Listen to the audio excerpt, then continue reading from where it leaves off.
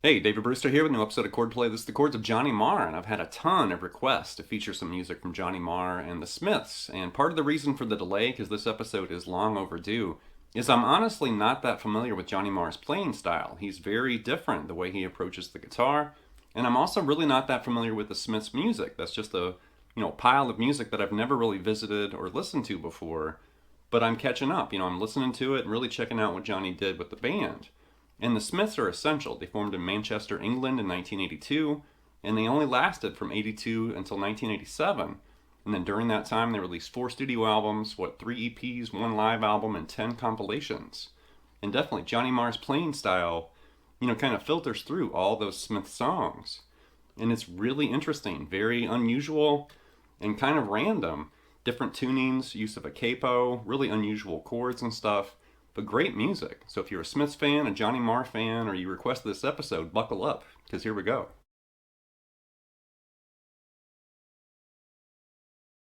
So honestly, it wasn't until I dove into Johnny's bio and I realized he's done a lot more than just play with the Smiths. And I didn't realize, like session work and collaborations and guest appearances and solo albums and stuff, there's a lot. And definitely a very interesting guitarist, and his interesting approach definitely moves depending on where he's working, whether it's the Smiths or a solo album, or it could be a guest appearance, like a guest in the studio or a live performance or something. Really interesting guitarist, and here's an image with some of the people he's worked with, in his career.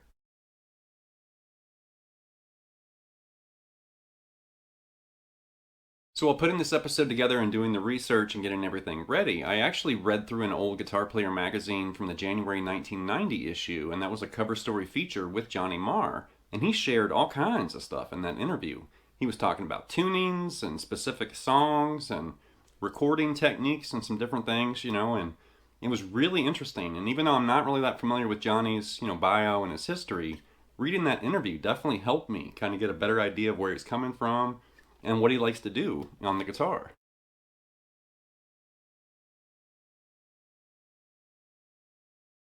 So the music and chord-based examples in this episode came from 4 Johnny Marr related albums, and they're all albums from the Smiths. And I was tempted to dive into his studio albums and maybe guest appearances and other groups that he's worked with. But then once I started listening to those, Smiths albums, it was like, no, I need to hit these parts and these songs, because even though I wasn't really that familiar with their music, there were certain songs where it's like, oh yeah, I know this song, or I remember that video, or, something. So I'm serving up, kind of a random assortment here of Smiths music featuring Johnny Marr, but just keep in mind, there's tons more where this came from. So here we go.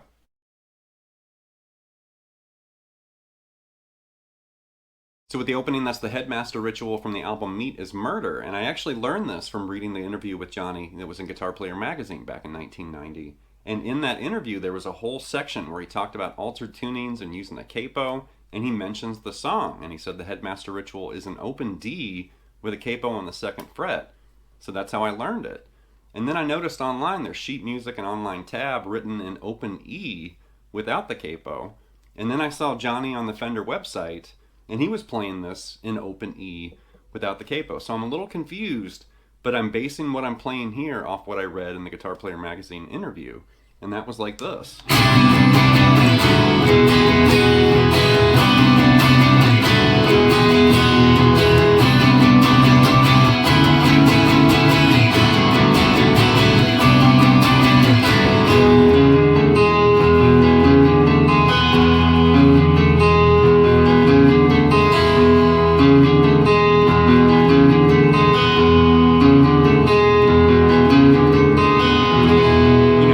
Something like that. So we're in open D, and the capo's on the 2nd fret right there. So this is going to function like open E, even though it's technically open D with a capo.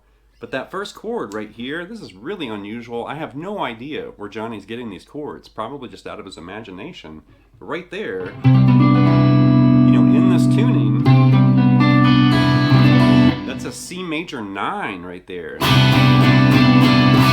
And then take that shape, move it all the way down here. Now it's a G major 13. It's the same chord, just like that. And then right right there, you can just play the open strings, and that's basically E major now. Right? So you got that. And then you hear this, you know, the open strings, and then he's playing technically G natural against that G, you know, sharp. Like that. Really interesting stuff right there.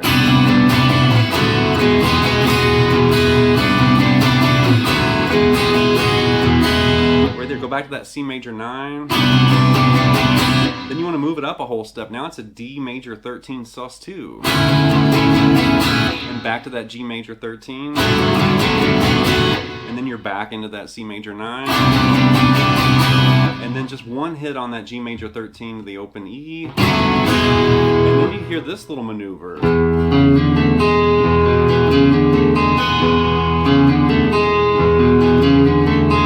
That's really cool. So it's based around E minor 11, right? So we're doing this. Right?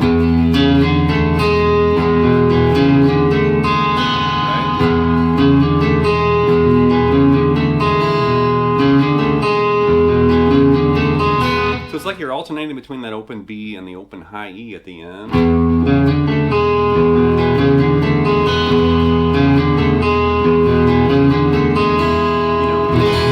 Interesting stuff, and that's an interesting song too. And I love these weird, you know, capoed chords and unusual voicings. Really cool stuff. Next up's the song Rubber Ring. This came from the album The World Won't Listen. And this song is in standard tuning with a capo on the 2nd fret, and all of the remaining examples in this video are in this tuning. You know, standard tuning with a capo on the 2nd fret. The first example, you know, Headmaster Ritual with the open D, capo on the 2nd fret, I wanted to include that because it's showing kind of a different, you know, Johnny Marr tuning. And reportedly he did tune to F sharp sometimes, like open F sharp, you know, going up a whole step. And I think that's why he eventually started using the capo in standard like this. Really unusual, but this is really like a reggae kind of thing like this.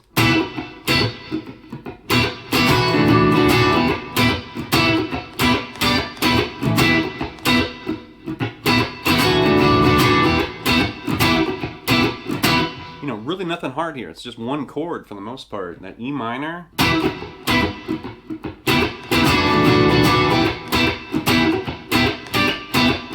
And right there you can see he's lifting up the fretted part and just barring that 7th fret and kind of strumming through it.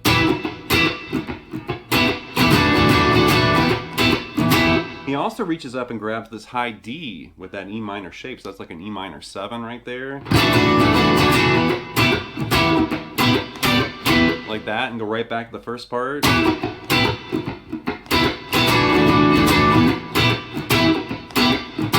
Short and sweet on that one, but I like the groove and that kind of playful, you know, use with that E minor bar chord. Cool. Next up's How Soon Is Now. This is from the US version of Meat is Murder, and it's also on the compilation Hatful of Hollow, and Johnny's using a vibrato tremolo effect for this. Something like this.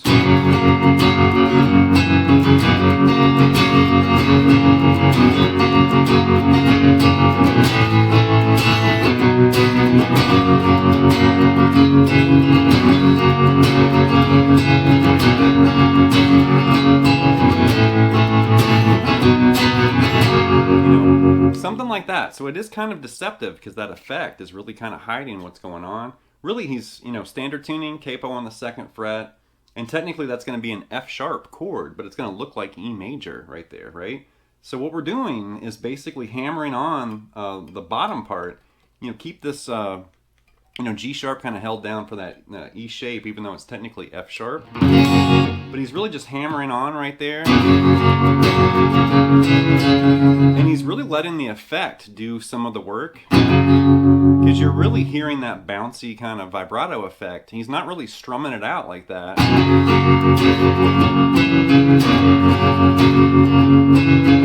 You can definitely hear like he's letting the vibrato kind of breathe a little bit. So you're really moving from that E major shape to an E7. And you definitely hear like that open D string. You know, and then he goes back to the chord part again. Like that. Do that 3 times in a row, and then a G5 to an A5.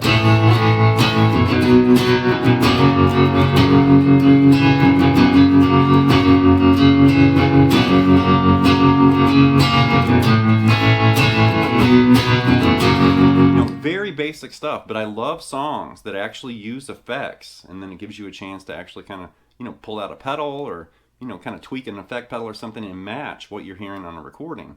I love playing with pedals and effects. Next up's the song What Difference Does It Make? And this is from the first Smiths album, and once again, standard tuning, capo on the 2nd fret. And it's this busy, chord-based, almost Beatlesque kind of riff, like this.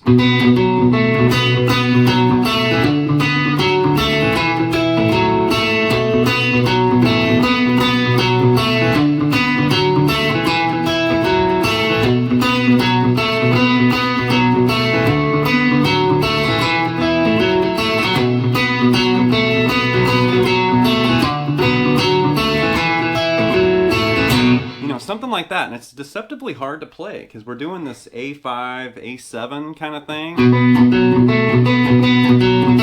Keep going back to that open G right there. And then you're doing C6 right there, kind of a similar riff. And then D5, and then that single E to the open G. So it's an interesting, weird riff, and it's deceptively, hard to play, like I said.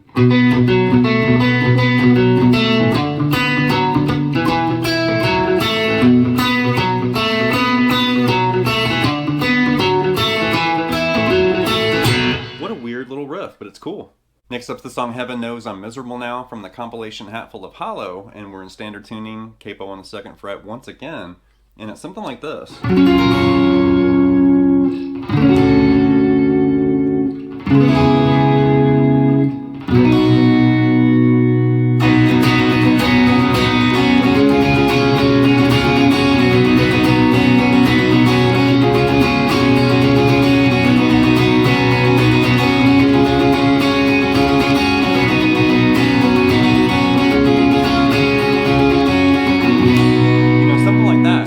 Start with this super jazzy opening, the F sharp major 7, and I was using some finger vibrato there with my, my fret hand. I think he's actually diving the bar a little bit to get that vibrato.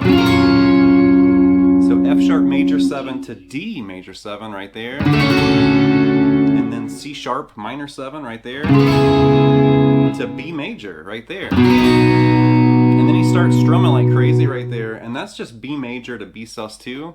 And I'm just using that that fingering without my index finger. That way my pinky can kind of sneak in there and grab that. And then you're going to basically hike that up a whole step and then bar back there. Or not bar, but fret, on that 4th fret. And that's like C sharp major to a C sharp sus4. So it's mimicking what we did in B, that B major to B sus2.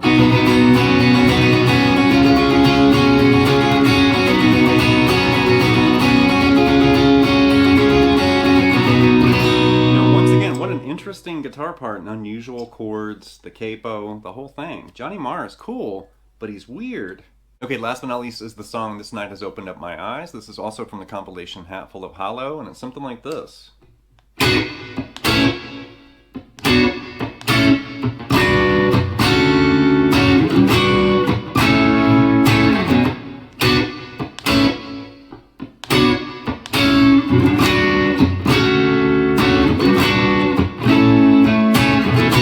Something like that. So we're starting with this B minor. It's kind of a sharp hit right there, and then A add 9, and then it's a B minor add 9 to A major. So it's an interesting little twist of chords there. B minor, that A add 9, B minor add 9 to just regular A major. And then you're doing G major 7 again. We had that in the previous example, but G major 7 to D major 7 again. G major 7 to this A right there.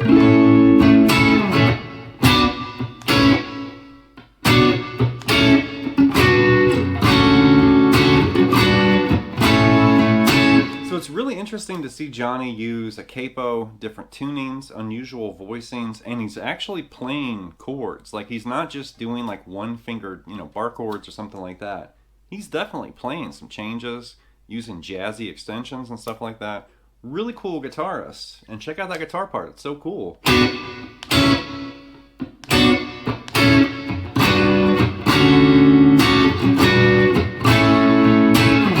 I like that little interplay between the chords. That's really cool. All right, that's going to wrap this episode of Chordplay with this look at the chords of Johnny Marr. And I want to thank the viewers out there for requesting Johnny Marr and music from the Smiths, because definitely this knocked me right out of my comfort zone.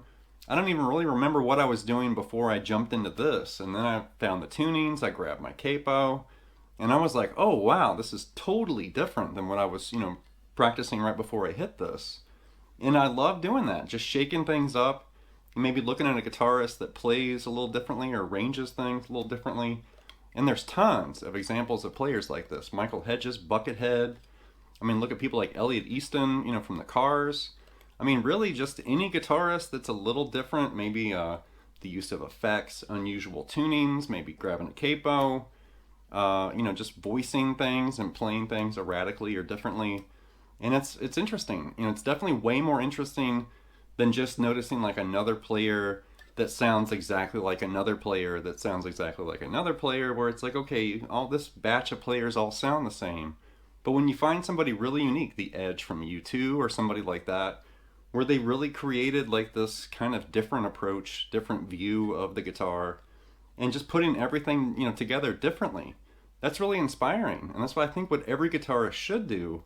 But unfortunately, so few actually tap into that creative, energy and spark.